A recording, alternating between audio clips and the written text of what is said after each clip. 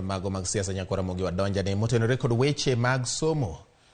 Jood bura koro jiwo mondo ti kod moko kuom omenda mag dongruok kuonde chung' od bura CDF e gero klese e sikunde mag primar ma ibiro ti godo kod jopuonjre mag grade mar 7, 8 kod 9. Ma en ote ma ochiw kod jalup jatend piny Kenya Rigathi Gachagua e kinde mane otimo romo kod jood bura mag kweth mag Kenya Kwanza e boma ma Nairobi, kaka imiyo waler kod jafwambo marwa Judith Omondi.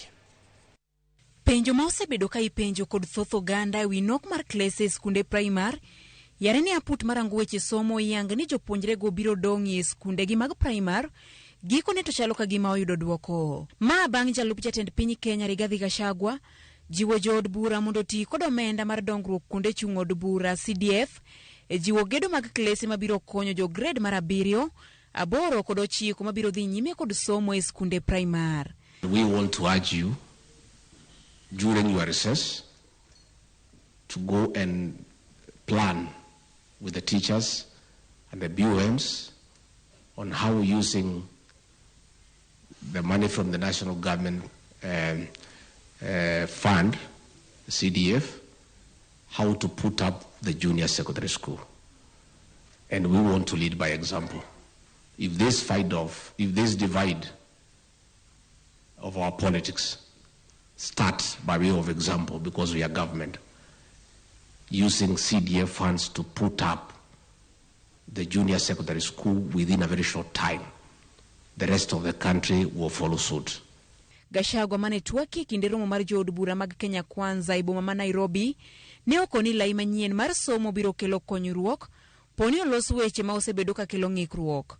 Okoni atamalo 86 mar jo Kenya ne uchiwo pachgi ni jopuonjre go odongi e skunde mag primar. The Presidential Working Party on Educational Reforms has recommended, and the President has agreed, that the junior secondary school will be domiciled in the primary school.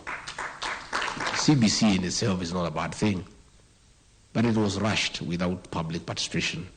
And when the Presidential Working Party on Educational Reforms went round, 86% of Kenyans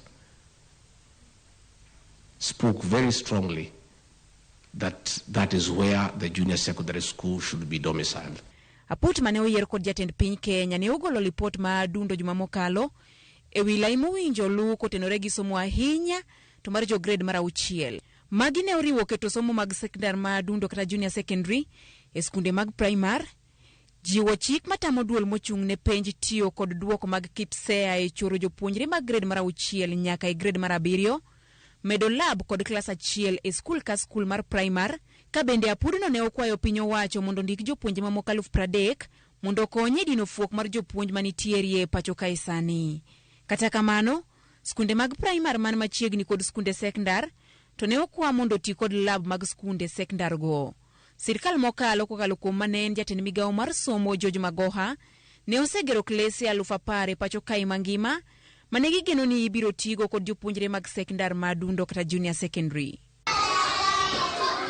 Judith Omondi, Ramogi TV.